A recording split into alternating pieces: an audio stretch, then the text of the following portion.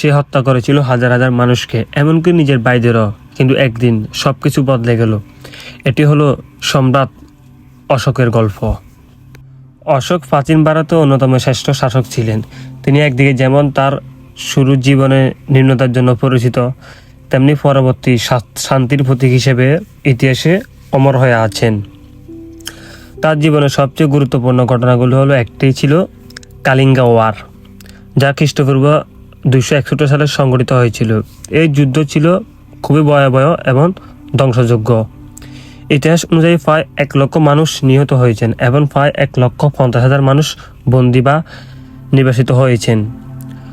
এত ব্যাপক প্রাণহানি এবং মানুষের দুর্ভোগ অশোককে গভীরভাবে নাড়িয়ে দেয়। এছাড়া কিংবদন্তি বলা যায় যে সিংহাসন দখলের জন্য অশোক তার 99 জন ভাইকে হত্যা করেছিলেন। তবে এই দাবি ঐতিহাসিক সত্যতা নিয়ে বিতর্ক রয়েছে, কারণ এর পক্ষে নির্ভরযোগ্য প্রমাণ সীমিত, তেমন কোনো প্রমাণ মিলেনি।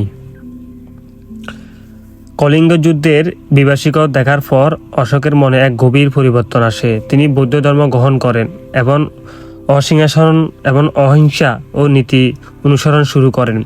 এরপর থেকে তিনি তার সাম্রাজ্যের শান্তি ও নৈতিকতা এবং সহমর্মিতা ছড়িয়ে দিতে মনোযোগী হন। একজন নিষ্ঠুর বিজেতা থেকে একজন দয়ালু শাসকের পরিবর্তন অশোককে বিশ্ব ইতিহাসে অন্যতম সম্মানিত ব্যক্তি হিসেবে পরিণত করেছেন। কালিঙ্গা যুদ্ধ শেষ, কিন্তু অশোকের ভিতরে যুদ্ধ তখনই শুরু। কলিঙ্গ যুদ্ধের পর After peace, there was silence, but not the silence of weakness, the silence of wisdom. Ashoka no longer ruled with fear. He ruled with understanding. Laws were written not in blood, but in stone. Messages carved across the empire. Respect all life. Be kind to animals. Live with truth. For the first time, an empire spoke softly. Part 7, The Spread of Light. From India, his message began to travel. Far lands heard of him. Kings, monks, travelers, all spoke of a ruler who abandoned violence. Buddhism began to spread beyond borders, not by sword, but by words, by peace. Part 8, The Forgotten Warrior. But inside him, the memories never left. The screams, the blood, the faces, they stayed with him forever. Even a king cannot erase the past, only learn from it. And Ashoka learned it fully.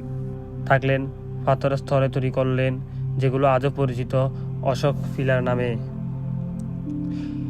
Ashok শুধু নিজের দেশে থেমে থাকেনি, তিনি তার পুত্র মাহিন্দা এবং কন্যা সাঙ্গামিতাকে পাঠালেন শ্রীলঙ্কাতে বৌদ্ধ ধর্ম ছড়িয়ে দিতে।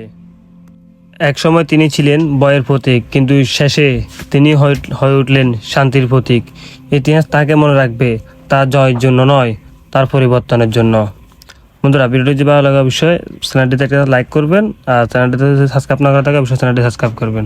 ধন্যবাদ।